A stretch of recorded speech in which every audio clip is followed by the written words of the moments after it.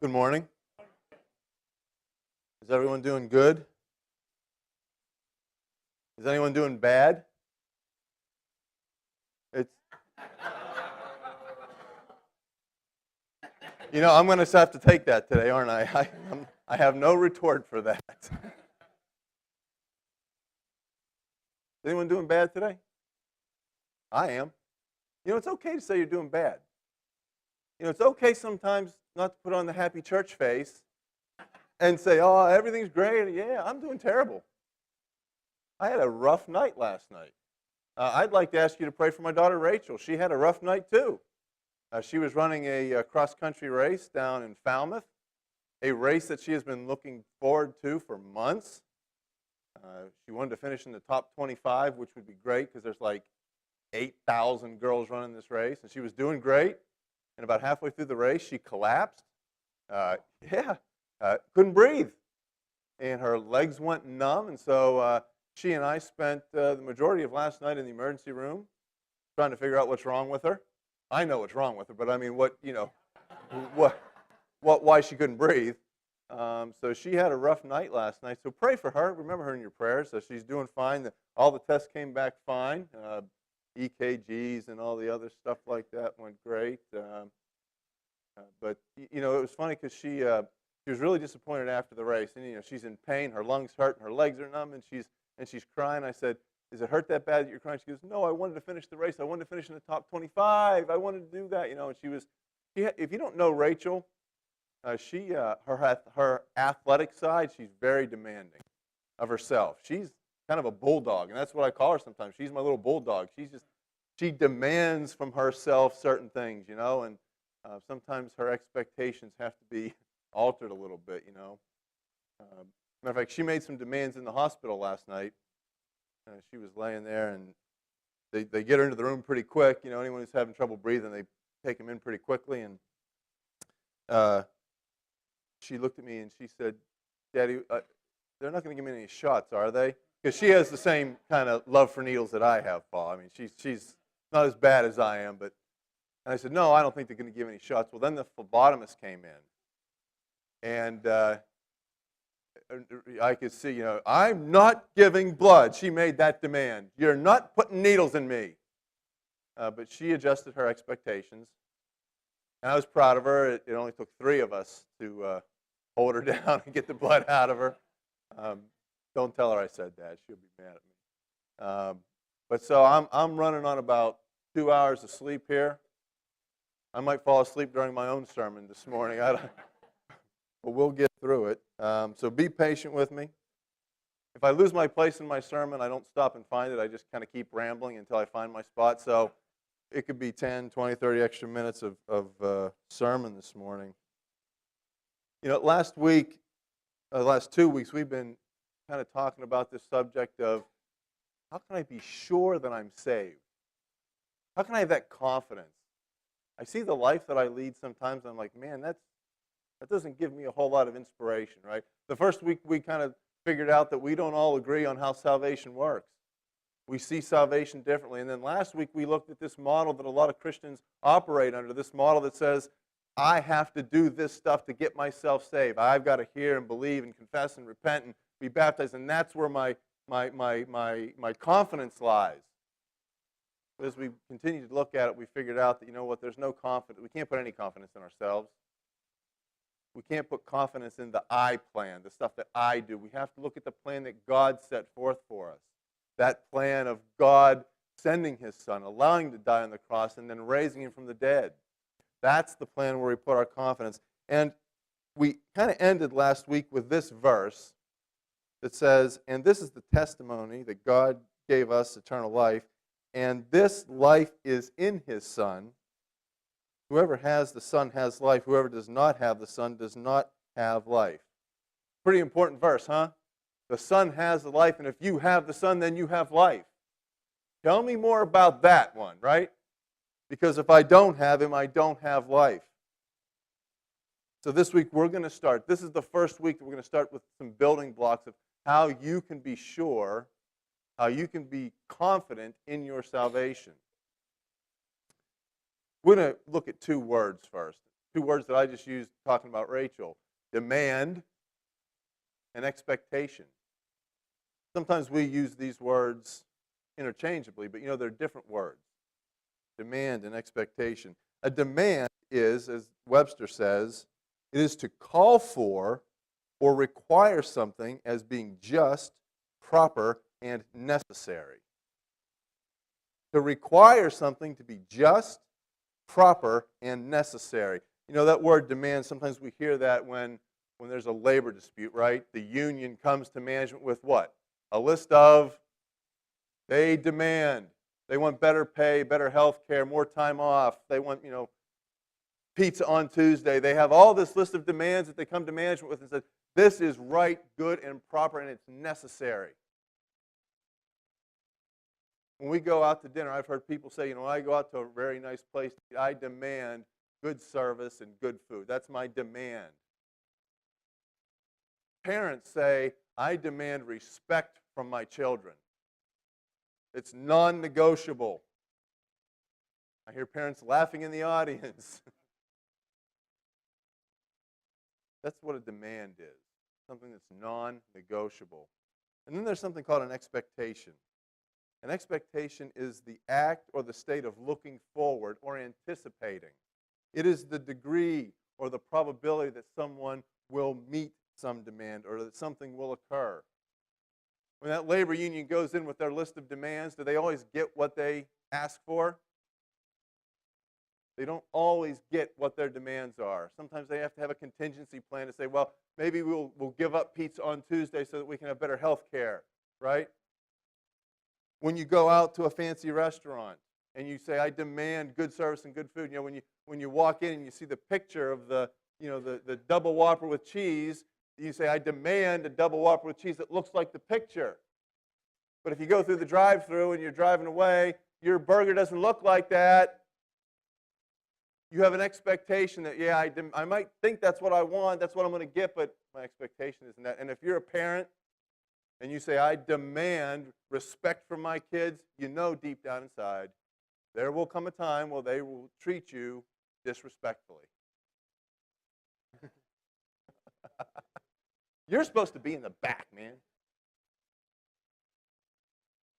We all have demands, but we also have expectations of the probability of those demands being met.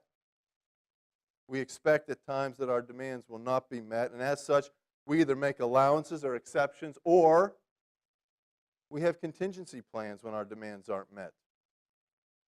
And we're not the only one that has demands. God has demands. There are things that God has that are not negotiable. And all of these demands can be traced all the way back to creation. Right from the very beginning, God demanded what? That man be righteous. He demanded that man be sinless, that he be holy, because God is holy and sinless. He demands that man be the same. And the reason for this demand is so that man could live with God, so that man could have a relationship with man. And that's what he had. God created man perfect. He put him in a perfect place to live, and he had a perfect relationship with him. There was nothing between man and God. But God still required Adam to remain righteous so the relationship could continue. What was God's demand of Adam? There was kind of one demand, right? What was it? And?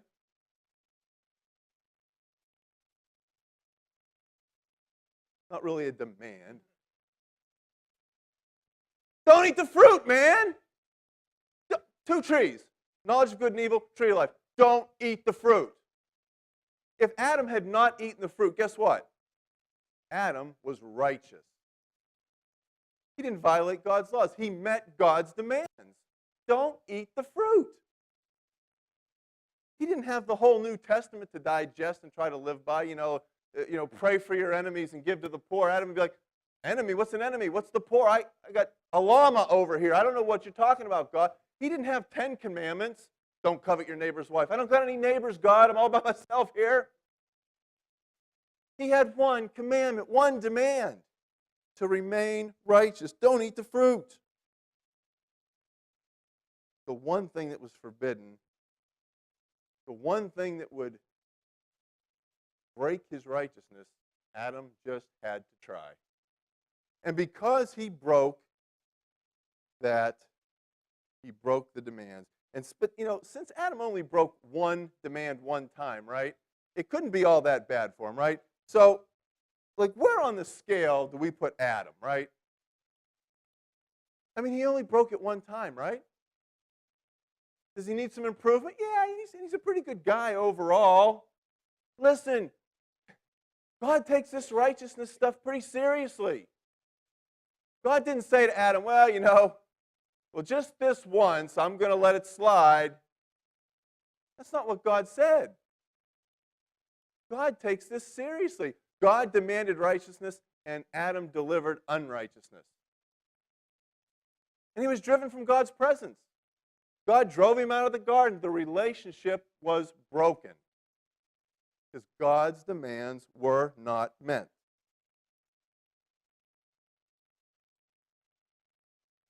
Fellowship with God requires perfect obedience. Now, the temptation here is to kind of criticize Adam, right? You only had one thing, man, one thing not to do, and you screwed it up. But before you point the dirty end of the stick at Adam here, I think it's very interesting, and I don't think it's coincidental, that there was only one requirement. It says less about Adam and says more about mankind, that even if there was only one thing, we're still going to mess it up. It wasn't like he had 10,000 things and, number 952, it slipped his mind and he did it. No. The text here is telling us, even with only one thing to stand in your way, you're going to screw it up. We screw things up. God has the same demand for you. He demands righteousness. And the minute you break that first rule, that first demand, you remove yourself from God's presence. You're kicked out of the garden, and the relationship is now broken. If we cannot meet God's demands of living a perfectly obedient life, how can we be sure of our salvation? Is there any chance of meeting God's demands of righteousness? No. Look at Romans 5, chapter 12. Romans chapter 5, 12 says, "Therefore, just as sin came into the world through one man, through Adam, and death came through sin, and so death spread to all because all have sinned." Sin and death spread like a plague over all of us, and we're all going to die from it. DJ, I thought this was the first week where you told me how I can be sure of my salvation. Mr. Happy Golden Sunshine up here telling you the good news, right? But no, there is some good news here. And the good news is this. In addition to God having demands, that demand for righteousness, God also had expectations. Before time began, God was in the act or in the state of looking forward. He was anticipating the degree of probability that man would be able to meet his demands. And what do you think he saw? High, low probability? No probability. And so what God did was, he looked at his demands, and he looked what he expected us to do, and he put a plan in place.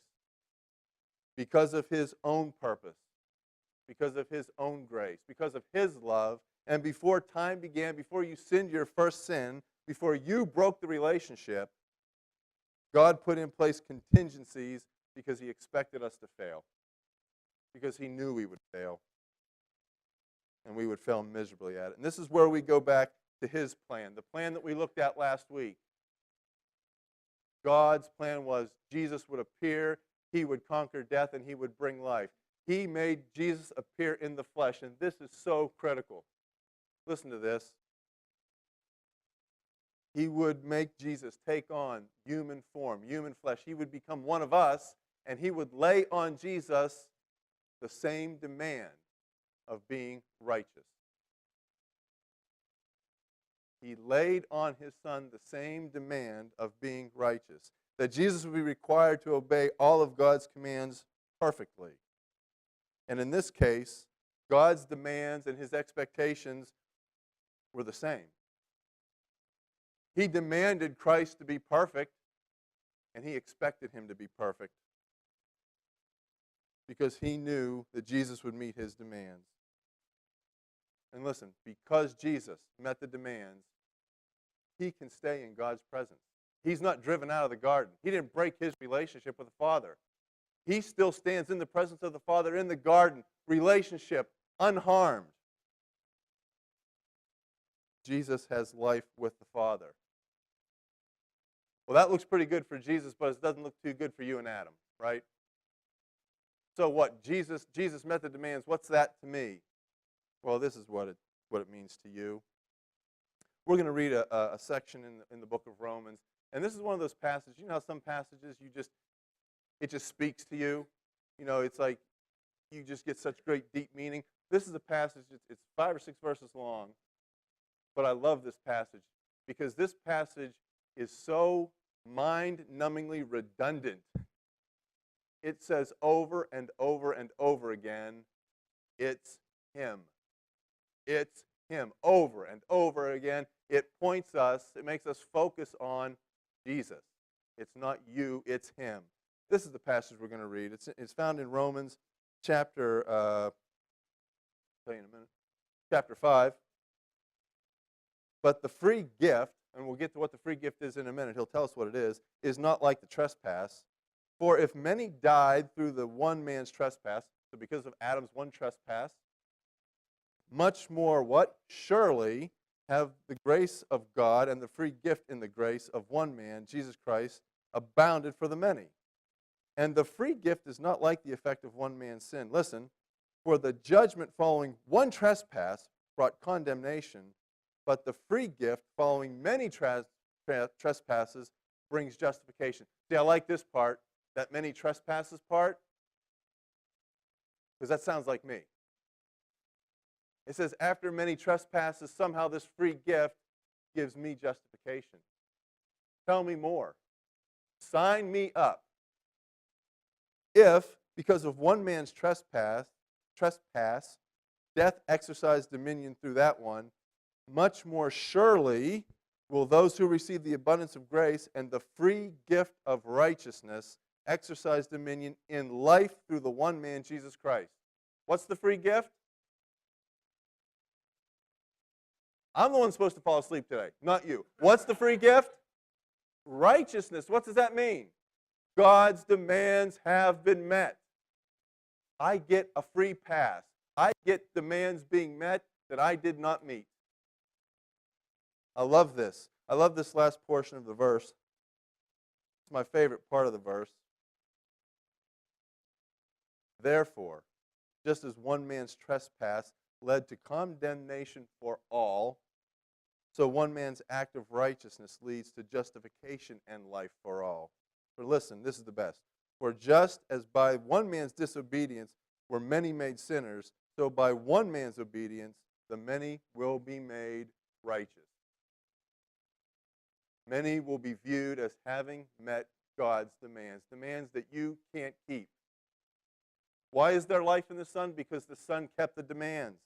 And now because of that, I can have this free gift of righteousness. I can be justified. I can have life with God, not because of me, but because of him. And here's where some of those acts of faith that we looked at last week come in. When we get baptized, when we accept God's plan, that's what it is when we're baptized, we accept the plan of God. We accept his plan and we put on his Son's name by confessing him as God's Son. What you're really doing is you're stating, in that act, you're asking God, God, please, in the past, God, I have not been able to meet your demands. And presently, I'm not able to meet your demands. And in the future, I'm not going to meet your demands. So God, please don't judge me on my merits. Please don't judge me as I deserve to be judged or how well I can perform. But God, instead, I ask you, accept the righteous life of Jesus in the place of my unrighteous life. And since Jesus was pleasing to God in the life that he led, God, please accept him as my representative, as my proxy. You know what a proxy is? Someone who stands in the place of someone else. Accept Jesus as my proxy. I love Hebrews chapter 5, verses 7 through 14 here, especially down there in that last piece that I have highlighted. And having been made perfect, who? Jesus, having been perfect, he has become the source of our salvation. I am not the source of my salvation. Get it through your head. Jesus is the source of our salvation for all who obey him. Focusing on Jesus' life as our proxy and not focusing on the I plan. Just a side note here. We ask God, right? We say, you go before God and say, God, please, I can't do it. I can't meet the demands. Please look at Jesus' life because he met the demands. Have him be my representative, right? That's what we're asking God to do for us. If we're asking God to do that for us, and that's how we want God to see us, how ought we to view fellow believers? Do we want, if we want God to view us through his Son, how should we view those other people? Those other people who have baptized themselves in the name of Christ, who wear the name of Christ, who stand before God asking the same thing. Are we going to judge them? Are we going to view them by what they do in their lives? Or are we going to view them the way God views them? Let's be careful. I hear a lot of times the way we talk about one another, the way we see one another. Let's view people the way God views people. Just a side note, just something for you to think about. All Christians stand before God and ask God, look at Jesus, please don't look at me. We ask Jesus to intercede for us. Hebrews chapter 7, verse 25. Consequently, he is able to save to the utmost those who draw near to God through him, since he always lives to make intercession for us. Jesus is there standing in heaven, in the presence of the Father, or in the presence of the Father, allowing believers to have access to God and intervening for them. Great verse here, 1 John chapter 2, verse 1. My little children, I'm writing these things to you so that you may not sin. But if anyone does sin, we have an advocate, Jesus Christ, the what? Jesus Christ, the one who met the demands. Jesus is the advocate for us. We have a picture here of Jesus standing in heaven, claiming us as his own, allowing us to claim him as our righteousness. Acts 4 says there's no salvation in no one else. There's no other name in heaven that salvation is through except through the name of Jesus Christ. And because of that, we can approach God boldly. We can feel secure about our salvation. This is the first block of the foundation of why we can be sure that we are saved. And that block is this: Jesus met God's righteousness demands so that we could claim it from him. That's it. I claim Jesus. Jesus claims me. I claim his righteousness, and he stands at the right hand of God, interceding with the Father on my behalf. Jesus met the demands that you can't keep. That's the first step in being sure of your salvation. Remember that model I put up last week with all the red X's everywhere that depicted our sin? That's our failure to meet the demands. Jesus met them, and Jesus says, claim me, I'll claim you. Let's all stand together and